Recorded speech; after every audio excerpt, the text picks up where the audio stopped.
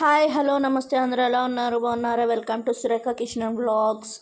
ఇవాళ మీకు చూపించవచ్చు రెసిపీ వచ్చి మంచి బ్రేక్ఫాస్ట్ రెసిపీ అండి. అండ్ ప్రోటీన్ రిచ్ రెసిపీ అనమాట. చాలా టేస్టీగా ఉంటుంది. ఆల్రెడీ మన ఛానల్లో ఉంది కానీ ఓల్డ్ వీడియో అయిపోయిందని నేను మళ్ళీ కొత్తగా చేసి పెడుతున్నాను. చాలా తక్కువ ప్రాసెస్, సూపర్ టేస్టీగా.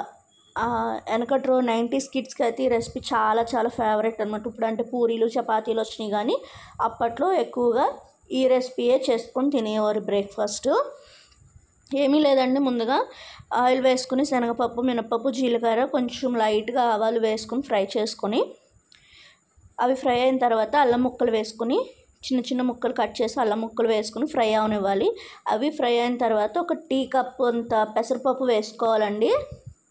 మీరు తీసుకునే క్వాంటిటీని బట్టి పెసరపప్పు వేసుకోండి. పెసరపప్పు ఎక్కువగా వేసుకుంటేనే కమ్మగా ఉంటుంది.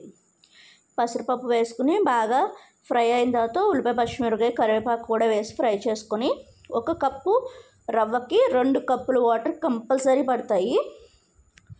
ఇది బియ్యం నూక అండి. బియ్యం నూకతో చేసుకునే వరి నూక ఉప్మా అంటారు.